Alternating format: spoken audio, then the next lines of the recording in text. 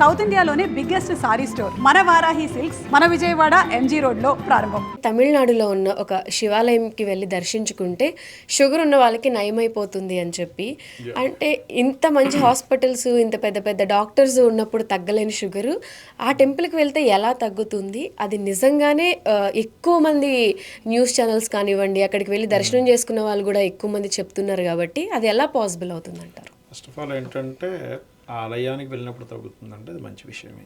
అలా అని మనం ఏదో హాస్పిటల్స్ని తక్కువ చేసి మాట్లాడాల్సిన అవసరం లేదు. ఎందుకంటే వైద్యో నారాయణో హరి అన్నారు. అంటే వైద్యుడు కూడా నారాయణుడితో సమానమే. అంటే ఒక వ్యక్తిని రక్షిస్తున్నాడు, ఆయన రోగం నుంచి, ఆయన బాధ నుంచి రిలీఫ్ కలిగిస్తున్నాడు కాబట్టి ఈక్వల్ టు నారాయణుడుగానే మనం చెప్తూ ఉంటాయి మన శాస్త్రాలన్నీ కూడా. అయితే ఇది ఎంతవరకు నిజము అంటే నేను మీకు ఒక విషయం చెప్తా. లలితా సహస్రనామాల్లో ఒక నామం ఉంటుంది, ఓం సర్వవ్యాధి ప్రశమని సర్వమృత్యు నివారిణి అగ్రగణ్య అచింత్య రూప కలికల్మశనాశినే నమః. ఇప్పుడు ఎన్నో మొండి రోగాలు ఉంటాయి, కొన్ని తట్టుకోలేకపోతుంటారు, మెడిసిన్స్ వాడుతున్నా సరే తాగట్లేదు.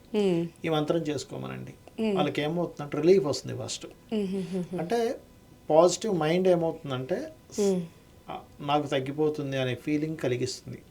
దీనికి ప్లాస్మా ఎఫెక్ట్ అని ఒకటి ఉంటుంది అంటారు. అంటే ఎట్లా అంటే ఒక ఇద్దరు పేషెంట్లను తీసుకొని ఒక పేషెంట్కి నీకు ఒక 25% ఇస్తున్నా ఈ మెడిసిన్లో, ఇంకో వ్యక్తికి ఏమో నీకు 50% ఇస్తున్నా, నాకేమి ఇవ్వరు, 50% ఏమి ఇవ్వరు, ఈయన 25% ఇచ్చి అడుగుతుంటారు ఎలా ఉందంటే కొంచెం తగ్గుతుంది కొంచెం రిలీఫ్ వస్తుంది అంటారు. ఇతను అడిగితే నాకేం మెడిసిన్ వేయలేదు కదా, వేసానని చెప్పారు. అదేంటే ఆ 25% వేసిన వ్యక్తికి రిలీఫ్ వస్తున్నాం నీకెందుకు రాదు అని ఫీల్ అవుతున్నాడు. ఓకే, 25% వేసిన వ్యక్తికి ఎంత వస్తుందంటే నాకు కూడా ఏదో సంథింగ్ రిలీఫ్ వస్తుంది.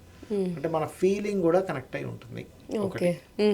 రెండవది ఏంటంటే ఎందుకు జరుగుతాయి అట్లాగా అంటే ఖచ్చితంగా ఆ ఆలయాలలో, ఆ క్షేత్రాల్లో స్వయంభూ ముఖ్యంగా అది తమిళనాడులో ఏదైతే అది ఉందో స్వయంభూ ఆలయం 5000 ఇయర్స్ ఓల్డ్ అంటే మామూలు విషయం కాదు. ఉంది అంటే అక్కడ స్వయంభూ ఆలయాలకి ఆ శక్తి కూడా ఉంటుంది, పాజిటివ్ ఆరా శక్తి కూడా ఉంటుంది. ఉండడంలో జరగవచ్చు, అదేం పెద్ద విషయం కాదు. ఇంకోటి ఏంటంటే మీరు ఎన్ని క్షేత్రాలకు వెళ్ళండి, మన వాళ్ళు ఒకప్పుడు సంతానం కలగటం లేదు అంటే పుణ్యక్షేత్రాలకు తిరిగి రండి అవుతుంది అనేవారు. పుణ్యక్షేత్రాల్లో మొత్తం చక్కటి దిట్టమైనటువంటి వృక్షాలు. మీరు తిరుపతి వెళ్ళండి, ఎలాంటి ఫీల్ అనిపిస్తుంది మీకు?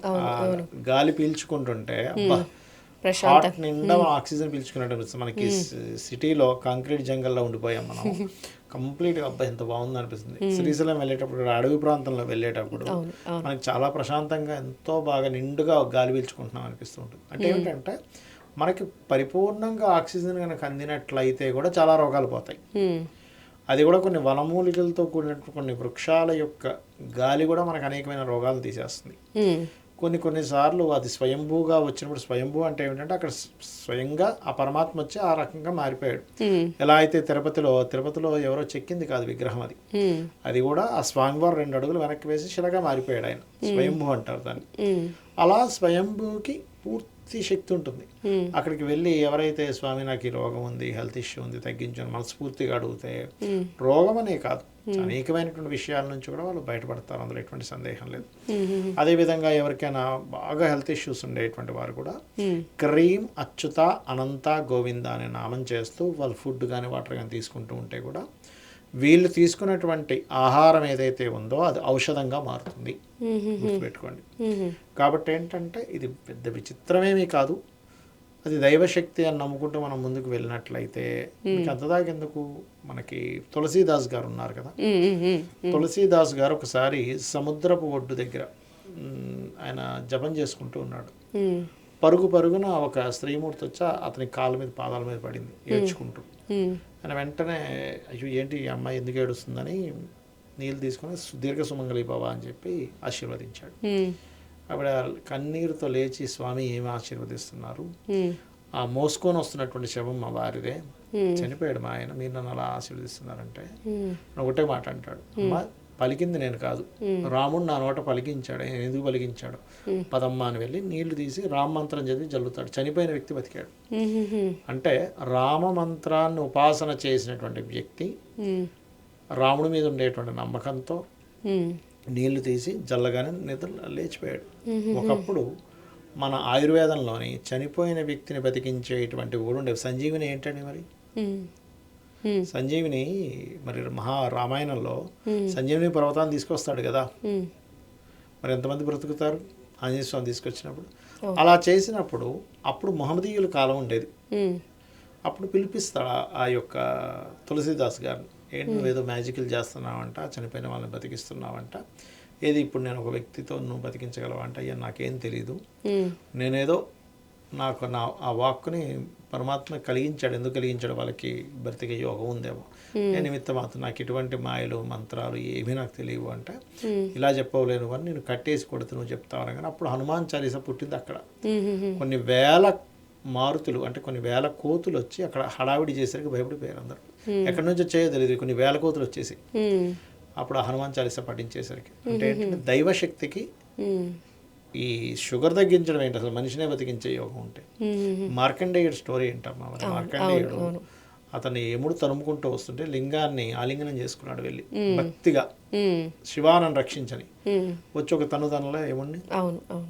మరి కాబట్టి ఏంటంటే మీ నమ్మకం మీద ఆధారపడి ఉంటుంది, మీరు ఎంత నమ్ముతున్నారు పరిపూర్ణంగా ఆ యొక్క పరమాత్మని అనే దాని మీద ఉంటుంది.